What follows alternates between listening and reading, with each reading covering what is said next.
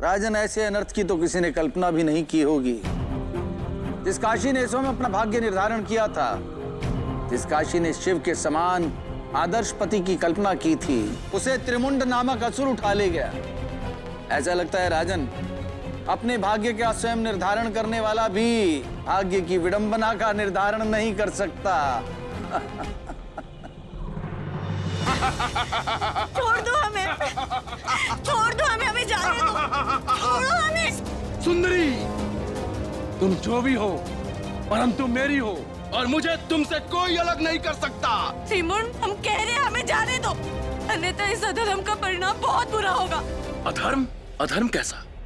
मैं तो तुम्हारे साथ विवाह करूंगा और तुम्हें धर्म पत्नी बनाऊंगा। त्रिमुंड, तुम अनजाने में बहुत बड़ी भूल कर रहे हो। अभी भी समय है, हमें हमारे आश्रम में छोड़ दो। यदि हमारे पिताश्री को पता चल गया कि तुमने हमारा हरण किया है, तो तुम्हारा अंत निश्चित है। अच्छा, तो कौन है तुम्हारे पिता जिनकी शक्तियों पे तुम्हें इतना विश्वास है? कौन है तुम्हारे पिता, बताओ। हमारे पिता कोई और नहीं, अपितु साक्षात महाकाल है। भूलवश तुमने किसी और की नहीं, शिव और पार्वती की पुत्री काशी का हरण किया है, दुष्ट। काशी संपूर्ण संसार जानता है कि महादेव की कोई पुत्री नहीं है। ये तुम्हारी अज्ञानता है त्रिमुंड, क्योंकि माता पार्वती ने हमें कल्प वृक्ष से उत्पन्न किया है। हम उन्हीं की पुत्री हैं। तुम्हारा भय हम समझ सकते हैं और अभी भी समय है। हमसे क्षमा मांगकर हमें हमारे आश्रम में वापस छोड़ दो और हम तुम्हें वचन देते हैं कि तुम्हारा कोई अहित नहीं होगा। काशी, तुम शिव की पुत्री हो, इससे मुझे कोई भय नहीं। अभी तुम्हें प्रसन्न हूँ, किंतु तुम्हें इस बात का ज्ञात होना चाहिए कि जो तुम्हारा होने वाला पति है, वो तुम्हारे पिता से अत्यधिक सर्वशक्तिशाली है।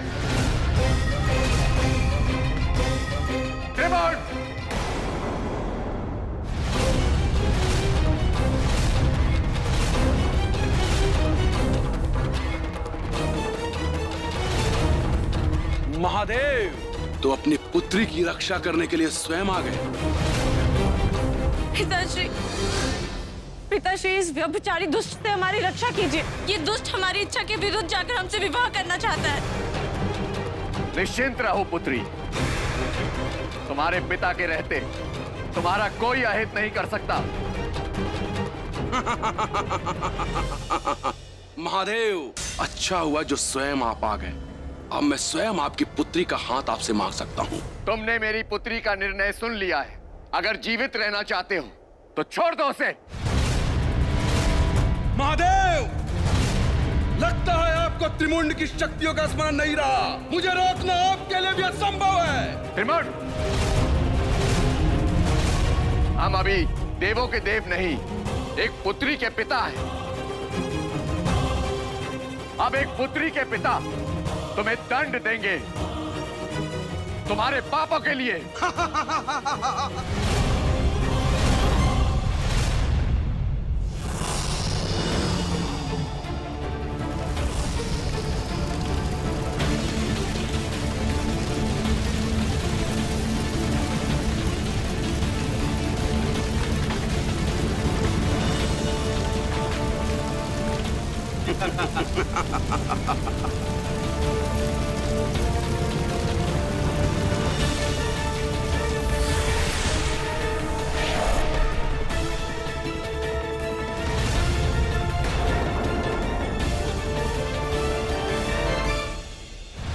एक पुत्री के पिता से निसहाय इस संसार में मनुष्य कोई नहीं, और ना आज तक कोई पिता अपनी पुत्री की रक्षा कर पाया है, और ना ही आप अपनी पुत्री की रक्षा कर पाएंगे। महादेव,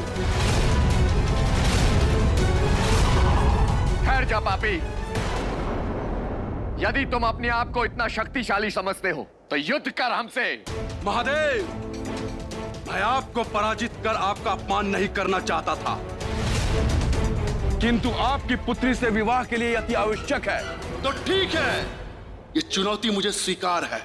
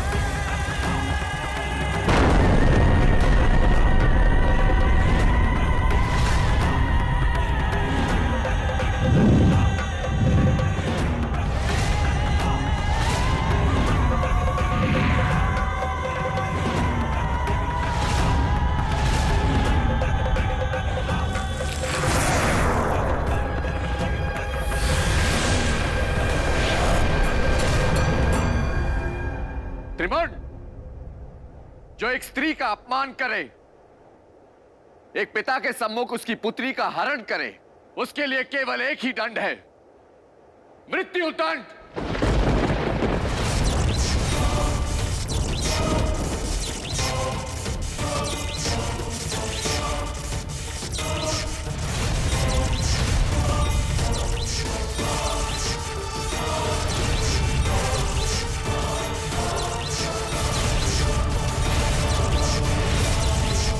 ये कैसी शक्ति है जो हमें इसका वध करने से रोक रही है?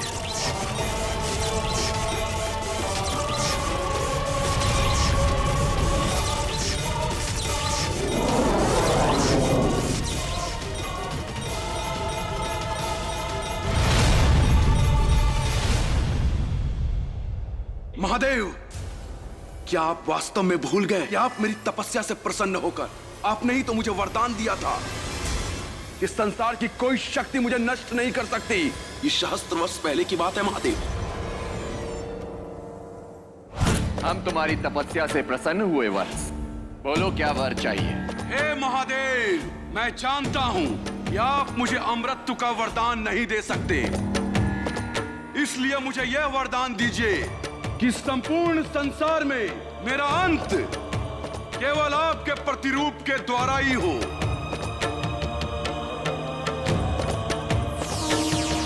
तथास्तु।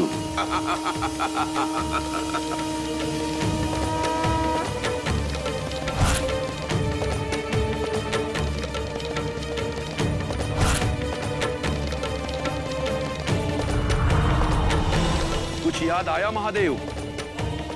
आप भले ही वरदान देकर भूल जाएं, किंतु उसकी शक्ति को आप नष्ट नहीं कर सकते। महादेव, अब आप मेरा कुछ अहित नहीं कर सकते, क्योंकि आप अपना प्रतिरूप नहीं हैं, और न ही संसार में कोई आपका प्रतिरूप होगा। पिताश्री, आप इस तरह चुप क्यों हैं? अंत कीजिए इस दुष्ट का, अपनी पुत्री की रक्षा कीजिए पिताश्री। तुम्हारे पिता अब कुछ नहीं कर सकते काशी। महादेव, मैं अब आपकी पुत्री को ले जा रहा हूं। विवाह के उपरांत आपका आशीर्वाद लेने हम स्वयं कैलाश पर आएंगे महादेव। पिताश्री, इस दुष्ट से मेरी रक्षा कीजिए पिताश्री, कुछ कीजिए। आप कुछ कर क्यों नहीं रहे हैं? आप इतने विवश कैसे हो सकते हैं? मेरी रक्षा कीजिए पिताश्री, छोड़ो हमें।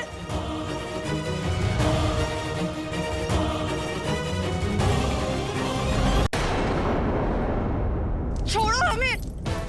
अधर्म से डरो त्रिमुंड, तुम इस तरह बलपूर्वक हमसे विवाह नहीं कर सकते। हमारा विवाह उसी से होगा जिसे हमने अपनी कल्पनाओं में रचा है।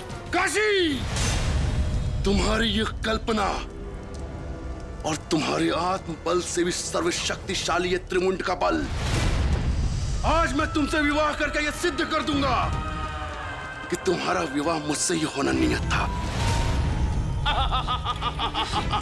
छोड़ो हमें दुष्ट। काशी, ये त्रिमुंड का संसार है, तुम यहां से बचकर कहीं नहीं जा सकती।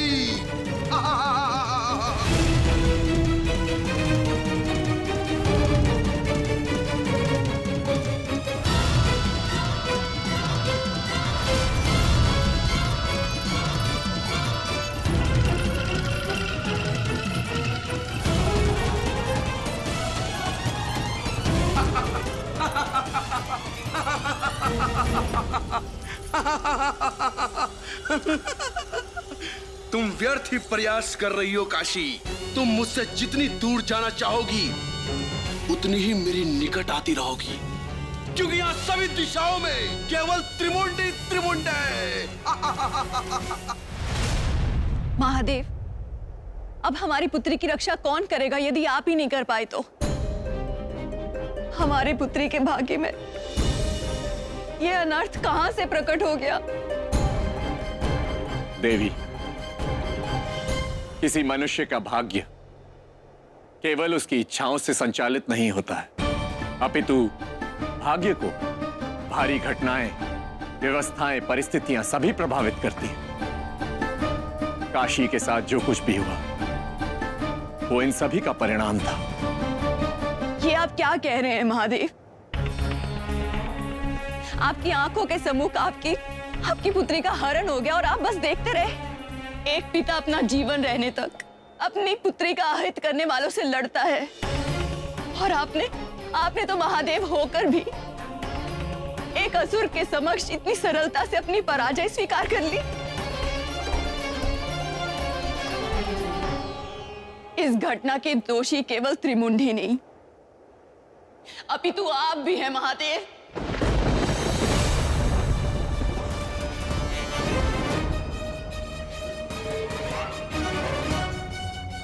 देवी, आप सत्य कह रही हैं। हम सचमुच विवश थे, क्योंकि त्रिमुंड को हमने ही वरदान दिया था कि उसका अंत केवल हमारा प्रतिरूप कर सकता है। हमें सचमुच दुख है देवी कि हम अपनी पुत्री की रक्षा नहीं कर पाए, परंतु इस घटना में उतनी ही दोषी आप भी हैं। ये आप हम पे कैसा आरोप लगा रहे हैं महादेव?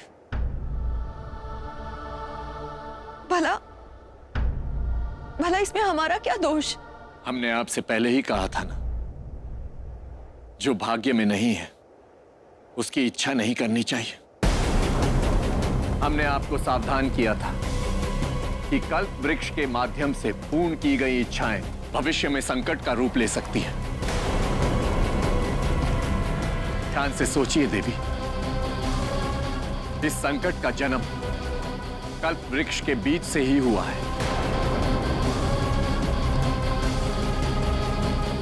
देवी, हम अपनी विवशताओं के कारण अपने पिता का कर्तव्य नहीं निभा पाए, परंतु आपने अपने हठ के कारण अपनी पुत्री का जीवन संकट में डाल दिया। महादेव, हमसे अज्ञानतावश जो भूल हुई है, हम उसके लिए आपसे क्षमा मांगते हैं। एक मां की विनती है आपसे, किसी भी प्रकार हमारी पुत्री को इस संकट से बचा लीजिए।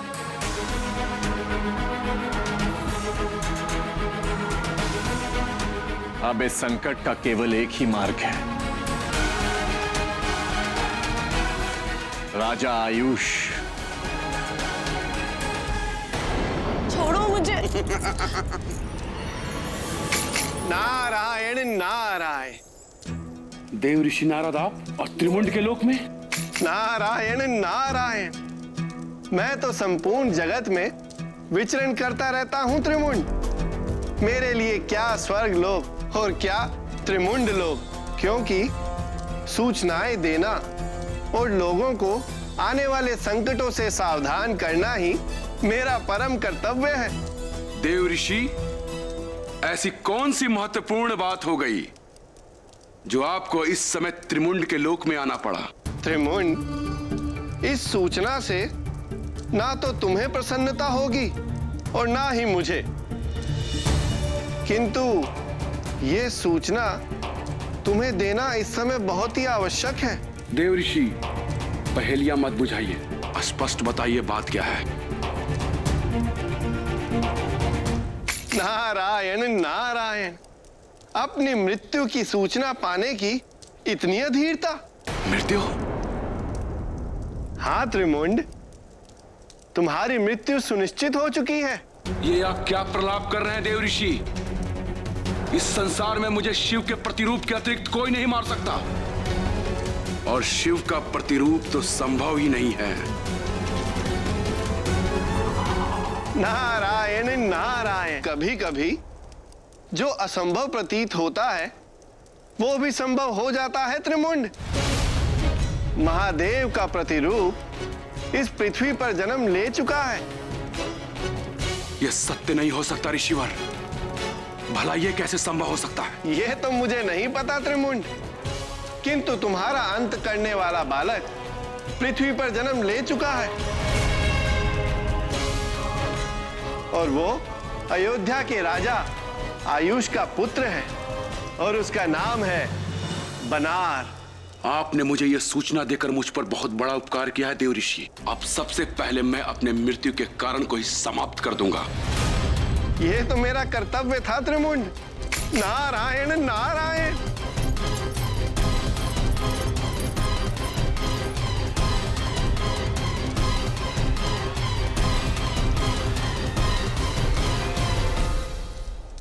देव ऋषि, आपने सही समय पर आकर हमारी रक्षा की। हम आपके आभारी हैं।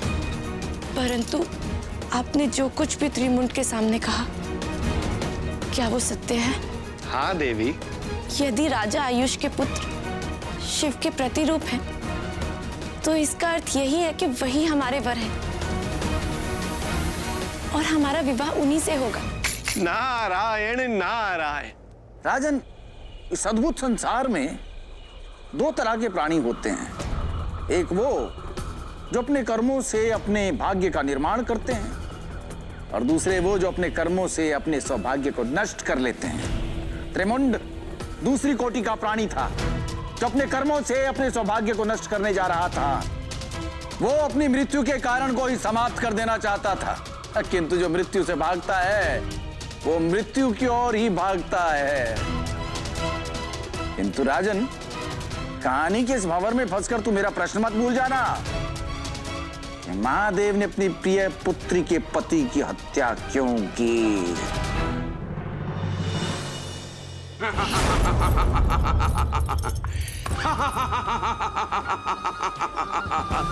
अच्छा, तो मेरा काल यहाँ छुपा है, तो मैं भी देखता हूं कि उसे मुझसे कौन बचाता है।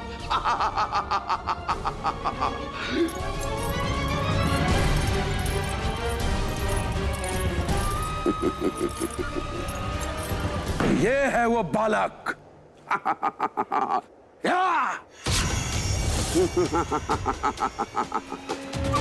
शिव का प्रतिरूप, उनका आशीर्वाद।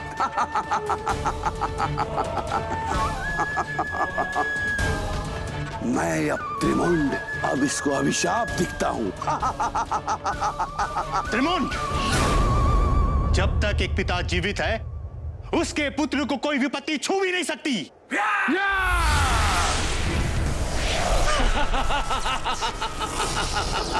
तुम जीवित भी रहोगे और अपने पुत्र को विपत्ति में जाते हुए भी देखोगे।